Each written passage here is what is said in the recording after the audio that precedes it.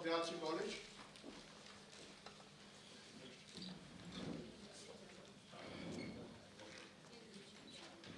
Dr. Whither, please come. Please come. Professor Priya Chauhan, Principal. He has come.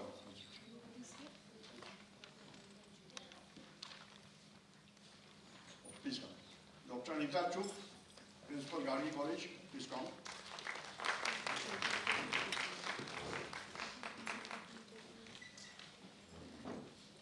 We are going to have some international diplomats who will be joining within 5 minutes. In the meantime, we would like to start the program by requesting our chief guest to kindly come and light the traditional Indian wire lamp.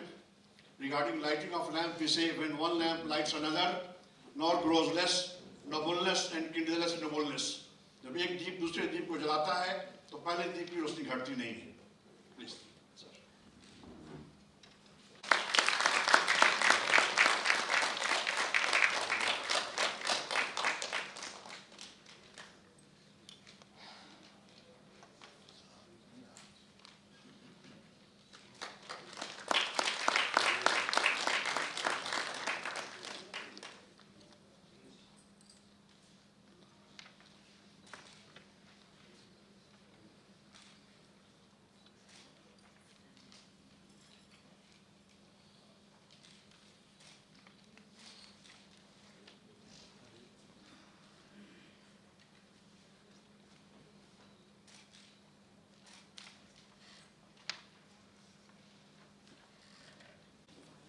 Principal together.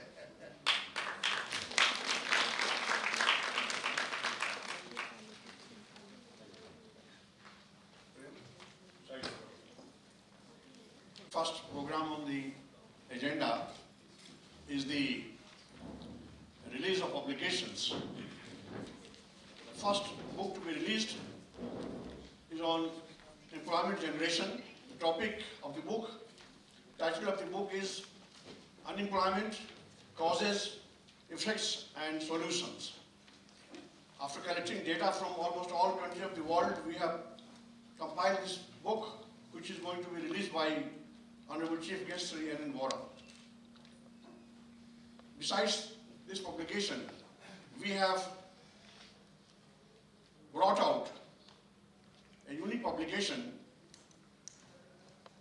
Our team has worked for the last 5 years to bring out this thick book, which is regarding the work our team has been doing for environmental protection, disaster management, sustainable development, peace studies, conflict resolution, etc., etc. So we call upon Honorable Sri N. Whither to kindly come this side and release our first book titled Unemployment, Causes, Effects and Solutions.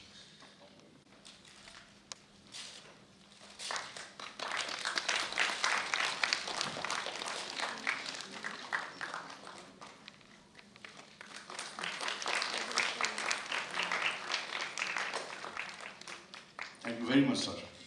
This is for you, sir. First. Yeah.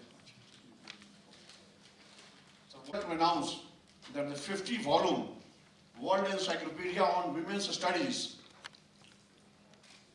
will be presented to Honorable Sri Whither in his office next week, when the librarian of India International Center is also present, and we will help IIC in developing an e-library, and we have decided to present more than 1,000 e-books to IIC library.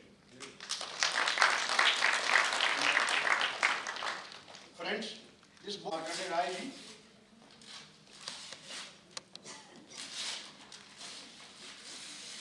This will be a good collection for the India International Center.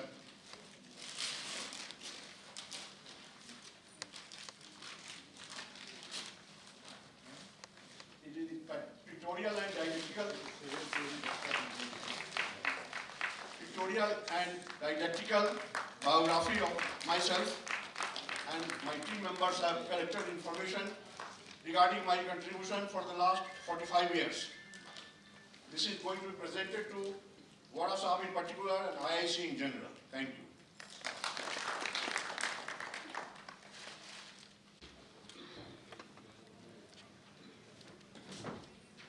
Friends, we have great pleasure in inviting Dr. Tanuja, the convener of the World Assembly on Value Education, to present the welcome address.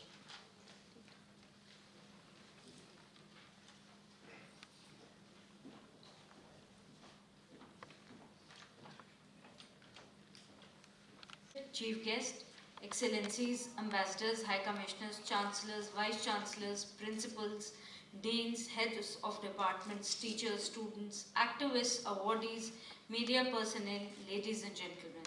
First of all, we would like to welcome each one of you on the auspicious occasion of the World Assembly on Value Education, jointly organized by Confederation of Indian Universities, World Academy of Value Education, Indian Institute of Ecology and Environment, in association with International Association of Educators for World Peace, affiliated to ECOSOC, DPI, UNICEF and UNESCO. The idea behind organizing this special conference and meeting has been based on more than 45 years of dedicated service by the group of educators, scientists, philosophers and thinkers under the aegis of World Institution Building Program, founded by the renowned environmental scientist Professor Priya Ranjan Trivedi way back in the year 1974.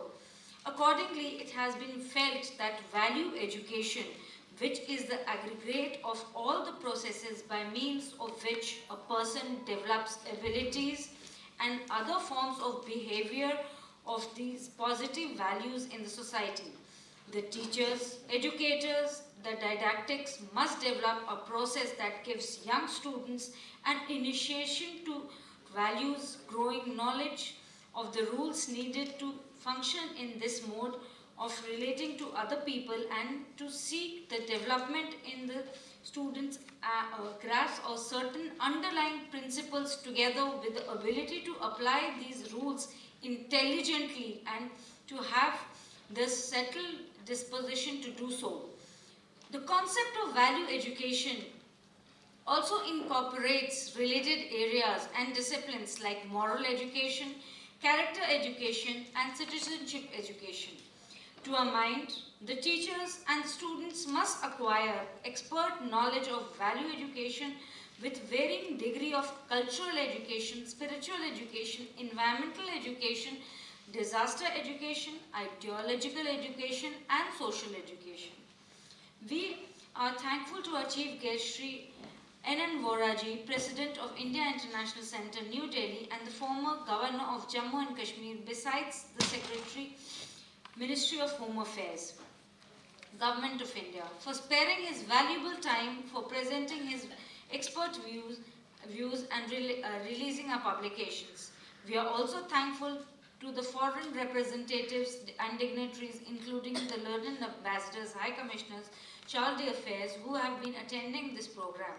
We wish to assure them that our universities and institutions are always keen to visit their countries for strengthening the cause of higher and employment-centric education in their countries. We welcome the principal and other staff members as well as the students of different colleges and schools who will be witnessing the award ceremony during the inaugural session.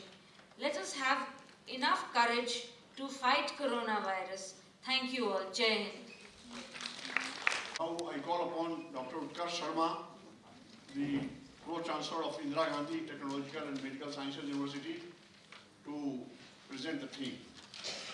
Good afternoon to all of you. First of all, I would like to take the honor of wishing Dr. Professor Trivedi a very happy 70th birthday.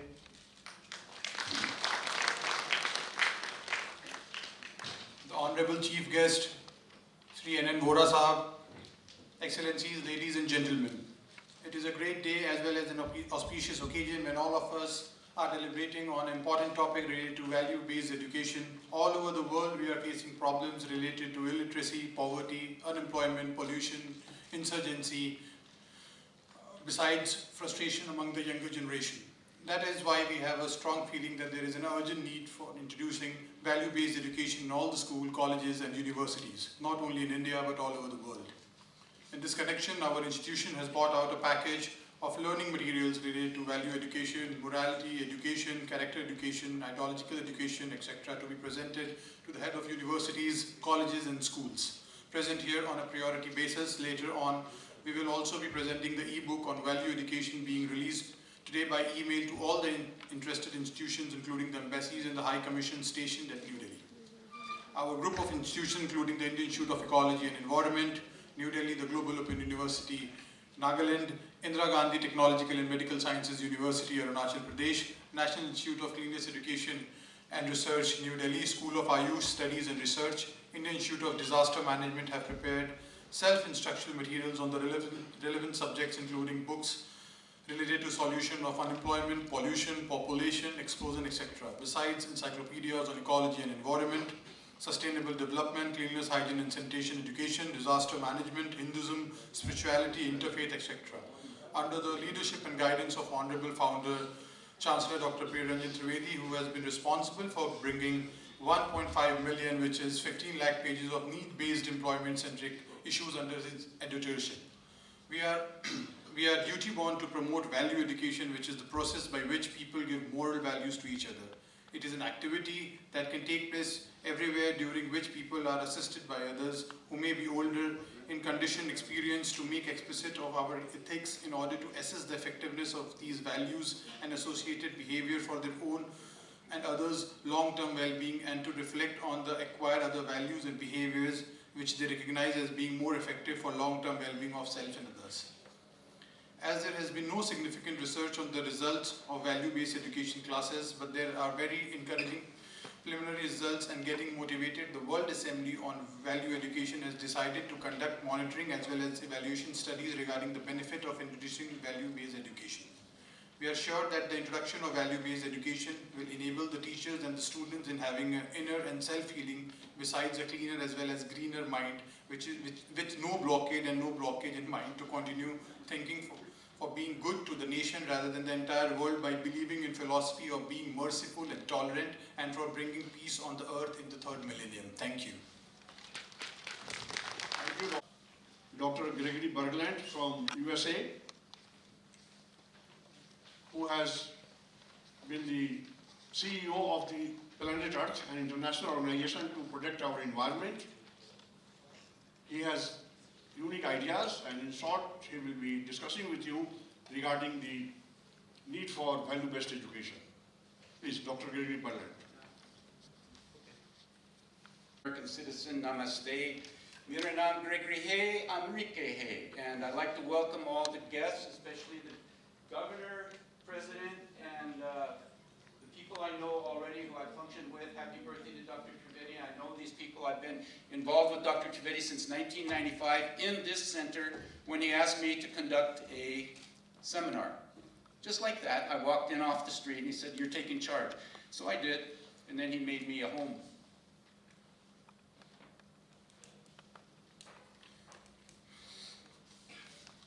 I live in France, basically because I left America for moral reasons. I'm a former US Air Force officer. I sat on nuclear weapon alert for 3 years. And this was during the mobilization for the Vietnam War. And I could not mobilize. It was against my character. It was against my morality. Was there something wrong with me? Oh yeah, they thought there was something big wrong with me. Well, let's go back to France. And let's see what the former warrior, emperor, and conqueror, Napoleon, said about these issues. Napoleon said, "All's fair in love and war." Wow. Is that true? Do you believe that? Is Napoleon a hugely flawed person to think like that? Yeah, he probably was. Okay. And then, in the United States, I got another reference. And this is from Thomas Jefferson, who penned the original text for the Declaration of Independence in 1776. And then they did some rough drafts, they worked on it, and they finally came up with this statement. from the Declaration of Independence of the United States. We hold these truths to be self-evident, that all men are created equal, that they are endowed by their Creator with certain unalienable rights, that among these are life, liberty, and the pursuit of happiness. The author, principal author, Thomas Jefferson, was also a slaveholder. And so was George Washington. Just minor details in their personal history, right? So let's jump over to India. And very close to home. We come out of Saket, South Delhi, and I visit Saket PVR and Saket J Block. And there's a school in J Block, and I don't know if anybody's come from the school. I know they were invited. We expected them to come. From Amity. Did anybody come from Amity today? They're not here. Well, at Amity, I walk past Amity often, and I saw a sign at the entrance of Amity. International School, is it? International School? And it said, the sign said, anger-free zone. I was stunned. I had never seen anything like that. I was very impressed, and I wondered, I didn't talk to anybody about it, I'm talking about it now. Because you know, what happens in France, and I don't know about India, you're going to have to tell me about India. The anger-free zone. See, at the entrance to our schools, we have metal detectors. Find out people are carrying guns and knives. Oh man, you know, that's America. There are 300 million guns in America. Right? You know, and people got them, man. I've had guns pointed at me in America. That's one of the reasons I don't live there. I don't appreciate guns pointed at me. I really don't. Okay, and in France, where I live, it is a crime not to come to the assistance of a person in danger. Do you practice in India a similar moral imperative? Do you? Is this part of your mentality? Is it part of your moral character? Is this a value that you practice in India? No? I thought it was in some sense. To come to the assistance of a person in danger. In France, if you do not do that, you are committing a crime. Well, in Delhi recently, you had major, I'm saying major, riots. And there seemed to be a widespread failure to assist people in danger.